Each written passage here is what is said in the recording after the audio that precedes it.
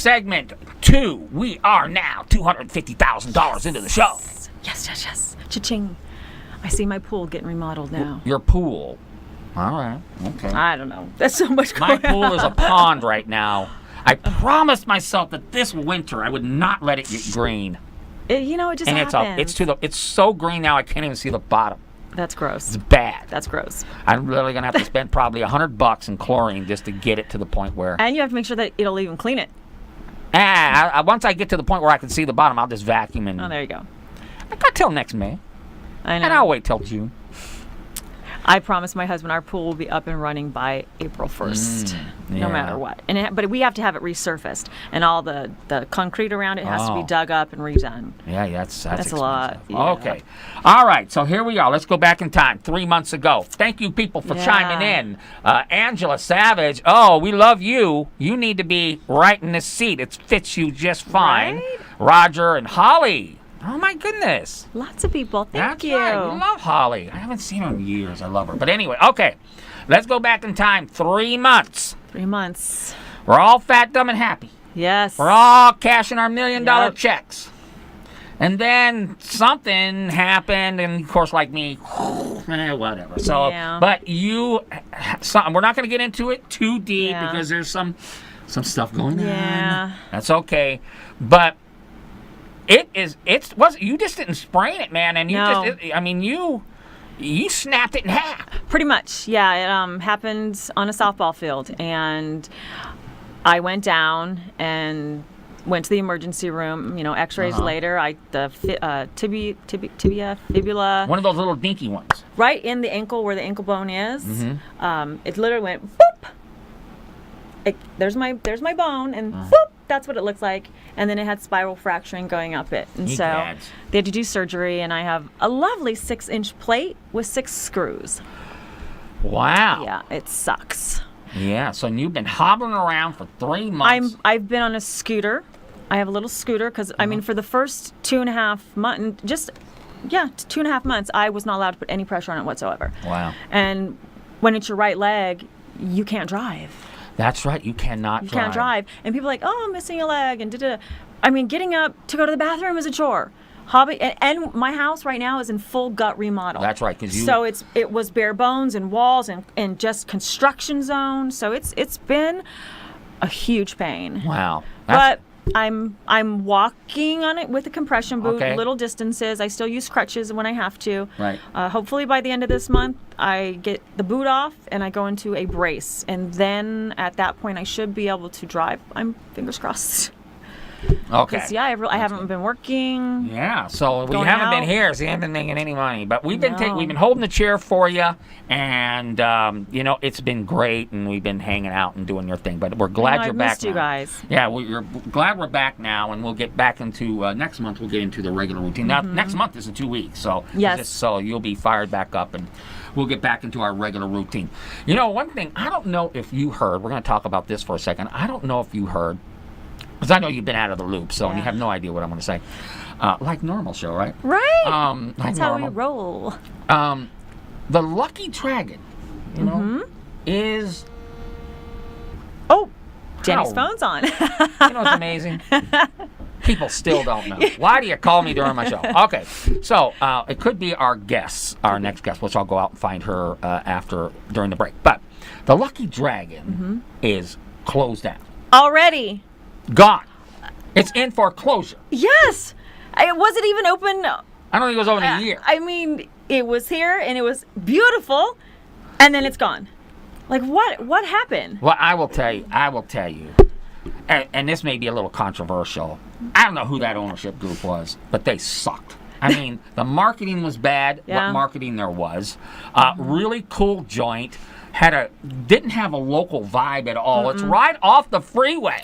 And attached to a local high rise. Right.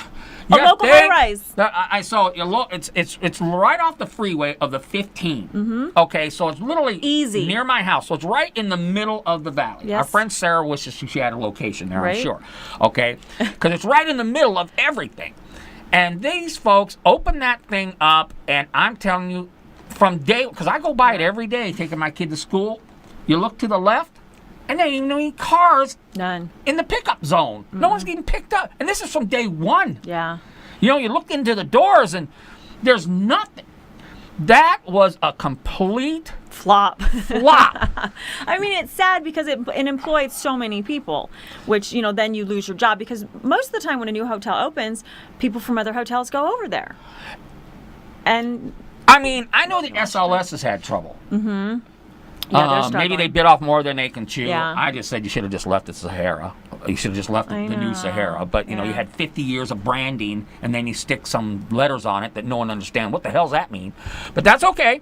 But this Lucky Dragon is probably the worst, since I've been in Vegas, the worst attempt by an ownership group. I don't know. You know what I think? I think they opened the doors, no one showed up, and they knew from day one this is done. And to turn it around would cost so much money, they just ran out of funds and left. It's in foreclosure. Now, what the cool thing is, I heard that the dude that owns Virgin Airlines, what's his name, Richard Branson, is looking for a hotel in Vegas. Really? Now, I don't know if that's big enough for him because it's a real dinky place. Yeah. I mean, do yourself a favor, stick Danny Vegas on it, let me walk around. Believe me, I'll pack that place. Right? Yes, just Done. tell him I won it in a poker game. How cool marketing that would Right? be, Danny Vegas up there, come on in, drink happy hour all the time.